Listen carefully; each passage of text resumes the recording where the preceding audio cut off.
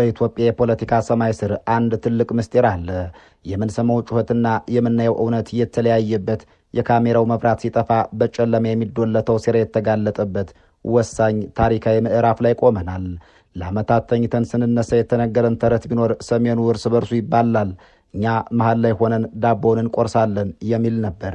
ይህ የፖለቲካ ቀመር ላለፉት ዓመታት ሰርቶ ይሆናል። ዛሬ የህዝብ እንደ ወይን ጠጅ እየተቆነጩ የድሆችን ልጆች አስክሬን እንደ ድልድይ እየተጠቀሙ ስልጣንን ለማራዘም የተደረገው የቁማር ጨዋታ ሊያበቃ ነው። አንድ ሰው አሉ ቤተ መንግሥት ተቀምጠው ካርታውን እያደበላለቁ እኔ ካልሰጠሁ ማንም አይወስድም ብለው የሚያምኑ፣ ወልቃይትን እንደ ማጥመጃ ህዝብን እንዳሳስበው መረቡን የዘረጉ፣ ነገር ግን አሁን በሰሜን ተራሮች በወልቃይት ሸለቆዎችና በሁመራ በሮች ላይ እየተፈጠረ ያለው ነገር ይህን የቤተ መንግሥት ስሌት ብትንትኑን የሚያወጣ ነው። ታሪክ ራሱን ሊደግም ነው ወይስ ታሪክ ሊሰራ ነው? ለዘመናት ተፈጥሯዊ ጠላት ተብለው የተፈረጁ በደም የተቃቡ አንዱ ሌላውን ለማጥፋት እየሞከሩ ሁለቱ ኃይሎች በድንገት ጠመንጃቸውን ወደ መሬት ዝቅ አድርገው አይን ለአይን ቢተያዩስ? ያን ጊዜ በመሃል ያለው አጋጫለሁ ብሎ የሚያስበው ዳኛ ዕጣ ፈንታው ምን ይሆናል? ዛሬ የምናወራው ስለ ተራ ፖለቲካ አይደለም።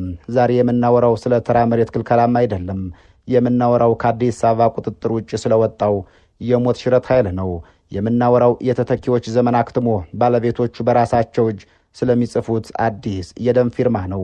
ከአማራው ሕዝብ ጫንቃ ላይ የወረዱት እነዚያ የየስሙላ መሪዎች፣ እነዚያ ስልጣን ሲሰጣቸው መሬት የሚሰጡ፣ ወንበር ሲሰጣቸው ወገን የሚሸጡ ሰዎች ዘመን በፋኖ ሳት እንዴት እንደተለበለበ ልናሳያችሁ ነው።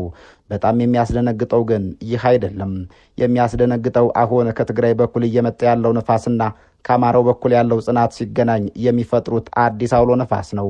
ይህ አውሎ ነፋስ ወልቃየት ላይ ሲገናኝ አዲስ አበባ ላይ ቤቱ ይነዋወጣል። ካርቱም ላይ የመሪዎች ሳምባ በእፎይታ ይተነፍሳል። አስመራ ላይ ደግሞ የልብ ምቱ ይሰማል። በዓለም ላይ ማንም ያልጠበቀው እንደ አየርላንዱ አይአርኤና እንደ እስራኤልና ፍልስጤም የድብቅ ስምምነቶች እነዚህ ሀገራችን ውስጥ በወልቃየት ምድር ላይ የማይሆን የሚመስለው ሊሆን ጫፍ ደርሷል። የቁማርተኛው ካርድ ተበልቷል። አሁን ጠረጴዛው ላይ ያለው ጠመንጃና እውነት ብቻ ነው። ለመሆኑ ይህ የማይነካውን ቁልፍ ማን ነካው? የኦሮሞ ብልጽግናን እንቅልፍ የነሳው ይህ አዲስ ስምምነት እንዴት ተጠነሰሰ? ዓለም አቀፍ ሀያላንስ በዚህ ጉዳይ ላይ ምን ይላሉ? የምንሄድበት መንገድ ወጣ ገባ ነው። የምንሰማው እውነት ጀሮን ጭው የሚያደርግ ነው። ታዲያ ግን የግድ ሊሰማ ይገባል። ምክንያቱም ቀጣዩ የኢትዮጵያ ጣፈንታ የሚወሰነው ቤተ መንግሥት ውስጥ ሳይሆን አሁን ልንነግራችሁ ባለው የሰሜኑ አዲስ ሚስጥራዊ ቀመር ውስጥ ነው። የተከበራችሁ የበራፍ ቲቪ ቤተሰቦች እስከ ዝግጅቱ ፍጻሜ አብራችሁን ቆዩም። ከዚህ ቀደም የአማራ ሕዝብ የፖለቲካ ተዋናያን ተብሎ የሚጠሩት አካላት የማንነታቸው ነጸብራቅ ከሕዝቡ ፍላጎት ጋር እየተጣላ ነበር። አንዳንዴ በስማቸው አንዳንዴ በግብራቸው የሕዝብን ጥቅም ለሌላ አሳልፈው በመስጠት ይወቀሳሉ። ዛሬ ግን የፖለቲካው ሰሌዳ ተቀይሯል። የፖለቲካ ቁማር የማይበላው ይልቁንም ቁማሩን ጠቅልሎ የሚወስደው አዲስ ኃይል በምድሪቷ ተፈጥሯል። ዛሬ ስለ ፋኖ አዲስ አስተላለፍ፣ ስለ አቶ ሽመልስ አብዲሳ የፖለቲካ ስልት መክሸፍና ከሁሉም በላይ ለወልቃየት ጉዳይ ከፌዴራል መንግስቱ ቀድሞ በትግራይና በአማራ ኃይሎች መካከል ሊደረግ ስለሚችለው ፊት ለፊት ውይይት የፖለቲካ ተንታኞች የሚሉትን እንመለከታለን። ወደ ኋላ መለስ ብለን የኢትዮጵያን የቅርብ ጊዜ የፖለቲካ ታሪኮች ስንፈትሽ የኢትዮጵያ ወደ ብሔር ፖለቲካ ስትሸጋገር አማራው እንደ ህዝብ ተገቢ ውክልና አግኝቶ ነበር ወይ የሚለው ጥያቄ የብዙዎች መከራከሪያ ነው። የታሪክ ድርሳናት እንደሚያሳዩት የሽግግሩ ወቅት አማራው ተዘንግቶ ብቻ ሳይሆን እንዲጠፋ ተበይኖበት ነበር የሚሉ ወገኖች አሉ። በዚህ ሂደት ውስጥ ተክላይና መገርሳ፣ ደምላሽ ወይም አበበ በሚሉ ስሞች የሚጠሩ ነገር ግን የአማራን ዘላቂ ጥቅም የማያስጠብቁ ይልቁንም የህዝብን አጽመ ርስት ለድርድር የሚያቀርቡ አመራሮች ነበሩት። ወልቃየት፣ መተከል፣ ደራና ራያ ከአማራጅ ወጥተው ወደ ሌሎች ክልሎች እንዲካለሉ የተደረገው በእነዚህ የተኪ ወይም ፕሮክሲ መሪዎች እጅ መሆኑን የታሪክ ተመራማሪዎች የሚገልጹት ነው። ይህ ዘመን አማራው ራሱን እንደ ፖለቲካ ማህበረሰብ ያላደራጀበት፣ በትልቁ የኢትዮጵያዊ ትርክት ውስጥ ቀልጦ የራሱን የቤት ስራ የረሳበት ወቅት ነበር። ዛሬ ግን ነገሮች ተለዋውጠዋል። መስመር የገባ ህዝብ ተፈጥሯል። አማራ ተደራጅቷል የሚለው ቃል በተደጋጋሚ ይደመጣል።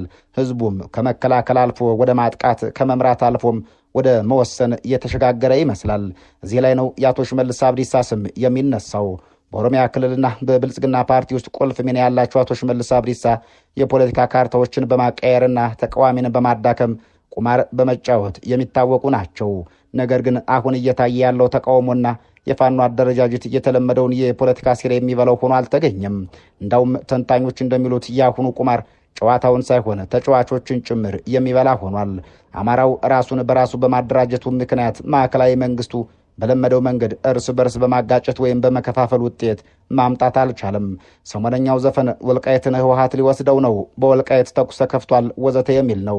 ዘፈኑ በወልቃይት መወሰድም ሆነ መመለስ የሚደሰቱ ኃይሎች የሚያዜሙት አይደለም።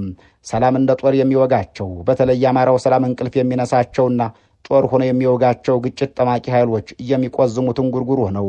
በጣም አስገራሚውና አነጋጋሪው ነጥብ የሚጀምረውም እዚሁ ላይ ነው።